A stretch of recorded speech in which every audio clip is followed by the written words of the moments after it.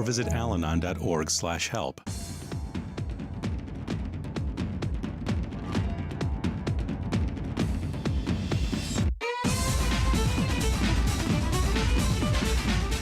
Good evening, everybody. Welcome to the show. It's Out of the Fog, a local matters bop that goes right across the province, hanging out with all the cool people making all the cool things happen. Tonight on the show, it's Ian Foster, singer, songwriter, and filmmaker. We're going to learn all about Close to the Bone.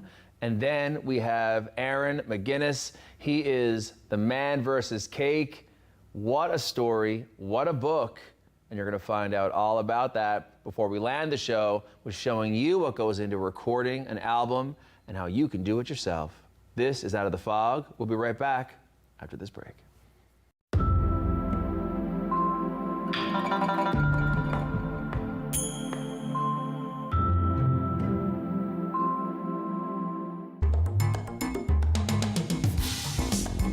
We're here at the Rooms, finishing our second season of Sharing Our Cultures. This is the place where you get to meet amazing individuals from diverse cultural backgrounds who are making significant contributions to our communities.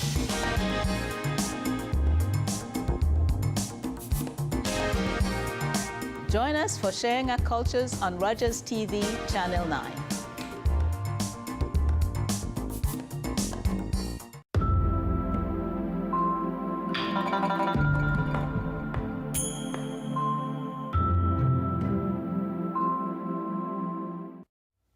Welcome back, everybody. This is Out of the Fog, and am I ever pumped to have Ian Foster back in the studio. What is up? Good to see you, man. I know you too.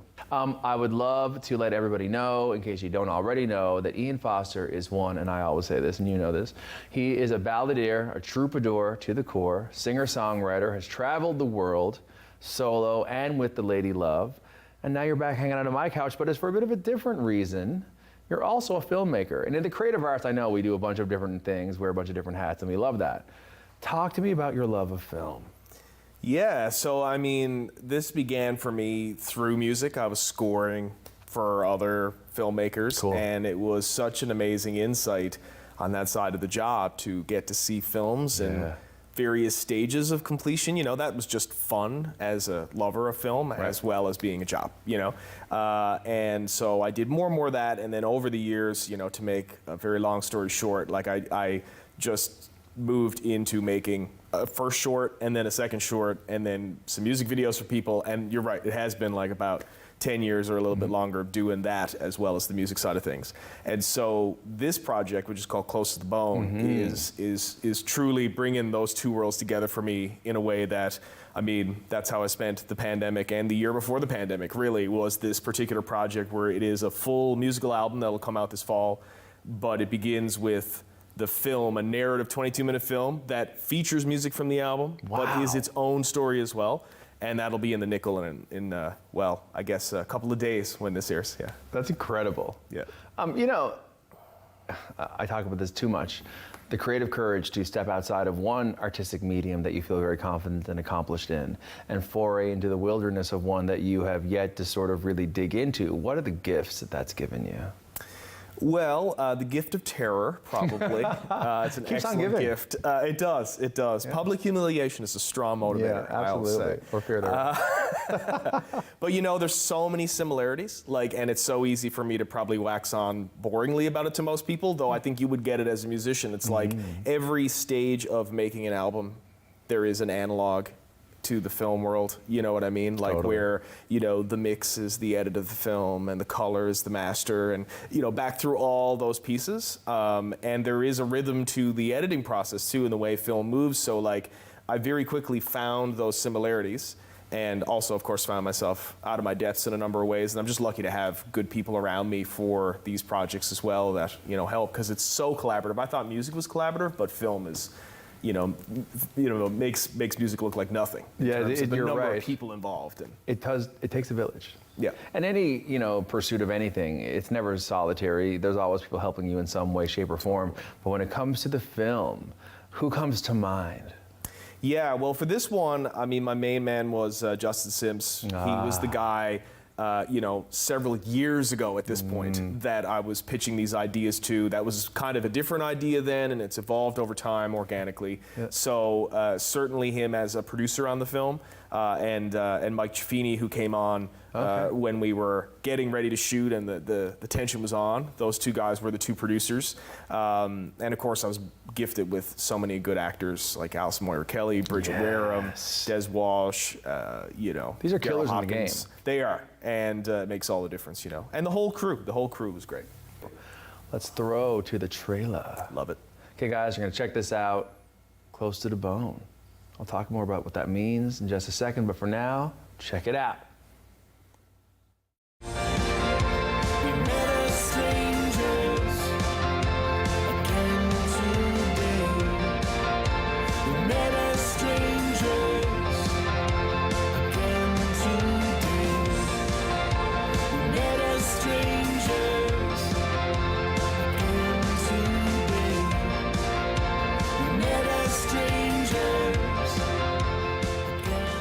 Now, what did you think of that? Hold your thoughts, guys. I'm going to ask the man, first of all, where did the idea come from?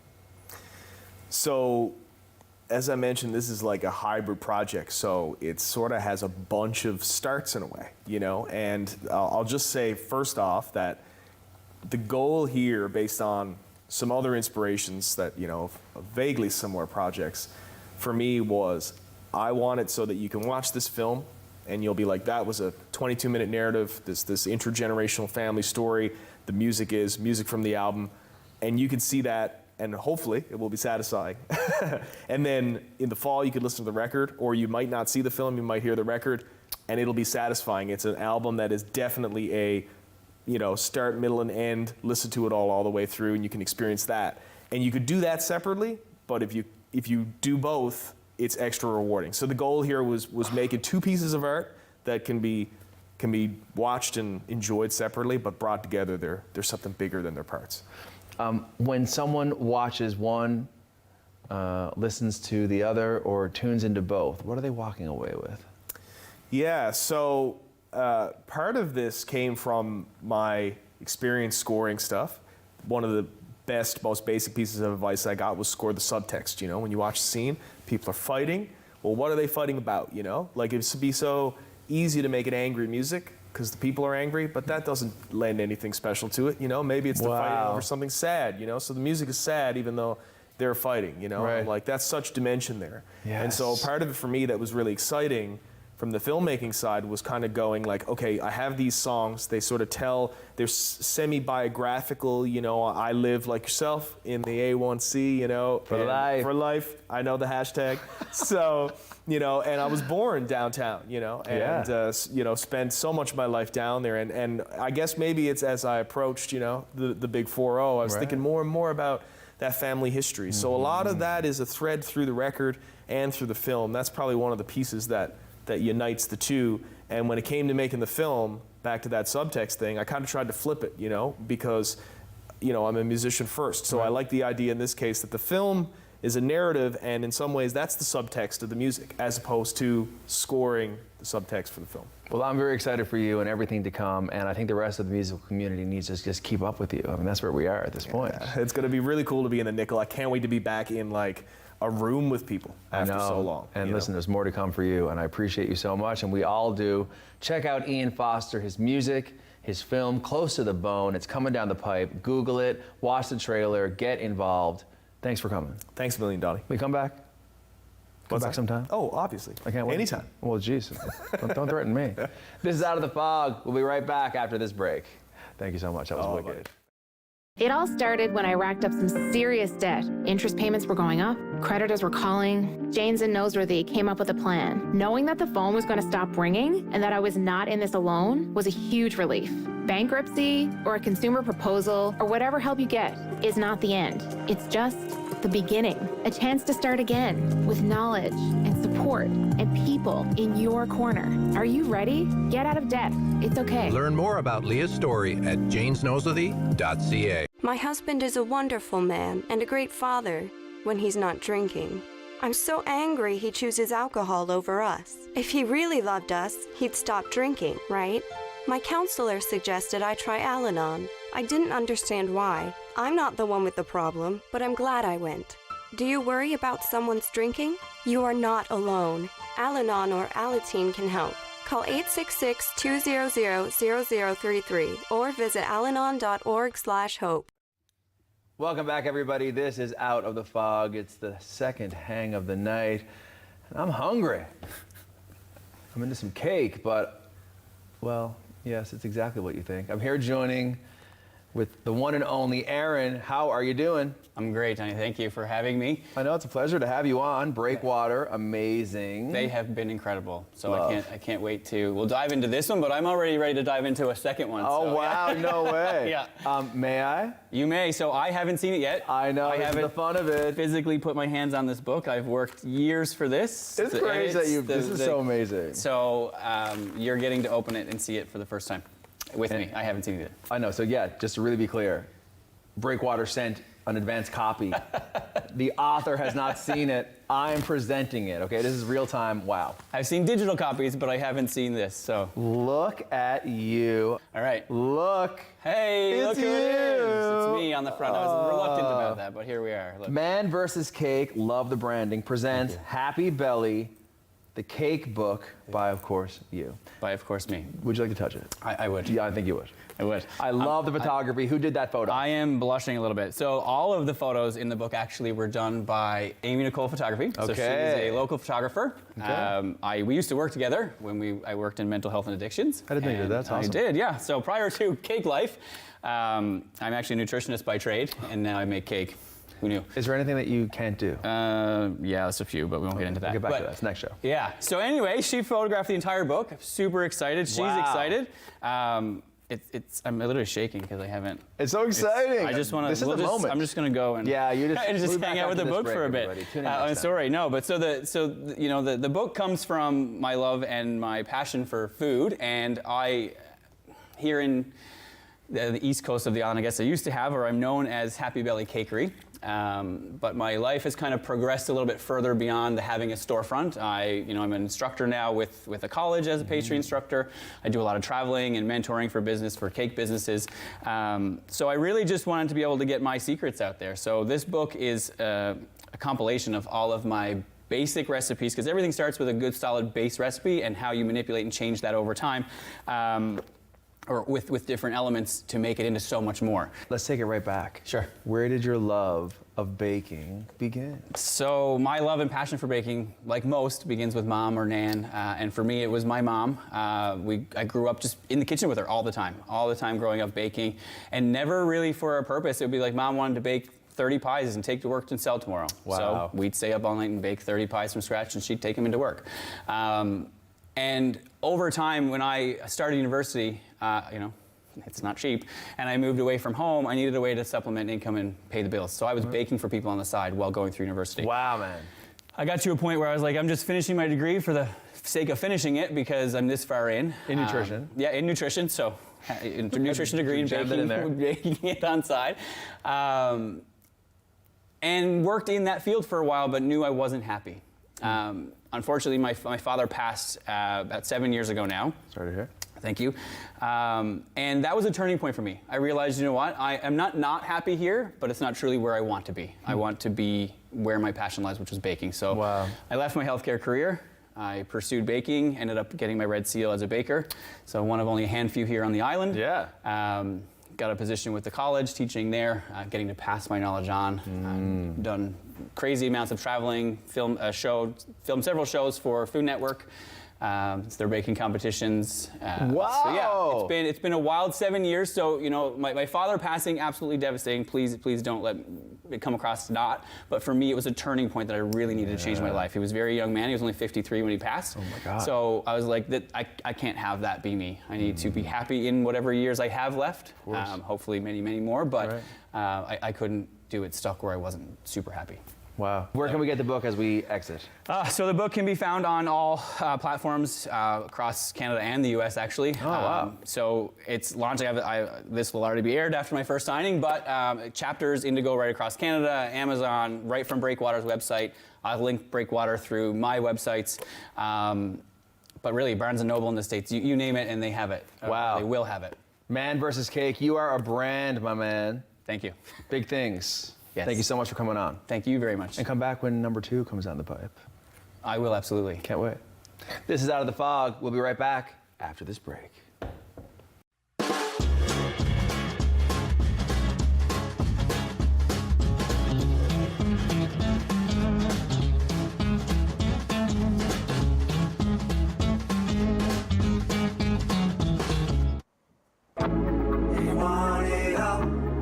Chase the sun, would you take a fall? Cause you turn to run. We can light it up when the sun lays low. But if you never come, then you'll never know.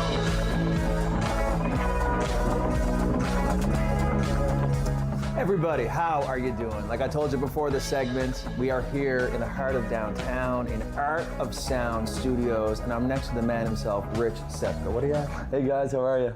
So, I want to start off by saying that it's so rewarding hosting Out of the Fog and getting so many musical acts to come in from here, across the province and beyond. But also, I love it so much because as a fellow musician, we make music ourselves. Eras is the name of our project. We've been collaborating on music since 2013. Seems like yesterday. I know. 1,000 years at the same time. Crazy. And there's so much going on here in Art of Sound Studios. Yes, for Eras, but also for a variety of musicians, all making music, and for commercial projects as well. I'm going to ask you some questions. Yes, man, my friend. I know it's wild, like from behind the old software and the platform here into a little chat. So let's go. Yeah, definitely. Talk to everybody at home about your journey of making music. Where did it all start? Okay, yeah, well, I got into music at a really young age. I actually found my mother's beaten up old dusty acoustic under the bed. And she said I could have it. So I went and strung it up and started beating on it. Immediately wanted to get into drumming, but my parents wouldn't have that in the house, so I got into cadets just to hit the snare drum. But it was basically the whole kind of catalyst to what I do, which is percussive-based melodies and percussive-based music. Right. So I really got an understanding of my rudiments in like singles, doubles, triplets, paradiddles. And from that, I just used that kind of that lens to approach all my other instrumentation. Very cool. And after that, I heard about a small free software program called N-Track Studios that was, a multi-track studio for free that you could, download on your old PC at home and record single tracks one at a time. And so I didn't have a band to play with. What I would do is I would record each individual track myself. So I was basically playing with myself 8 times.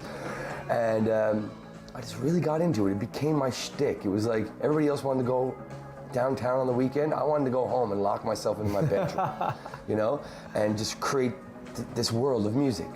And eventually other people asked me to start doing it for them. I just got better at it, You've heard the term, you do something 1,000 times. Well, if you do it 10,000 times, if you do it 100,000 times, it gets better. You hone your craft. And now, 20 years later, here I am. I'm recording for myself, for my friends, for people I don't know, and I'm doing a lot of commercial work. It's a blessing. I love it. And so coming back, setting up Art of Sound Studios, working with different artists, what is your favorite part about making music? I think it's just like touching people, helping them realize their dream. Music's my language. It's kind of a lot easier for me to express myself through that medium than it is to even just talk.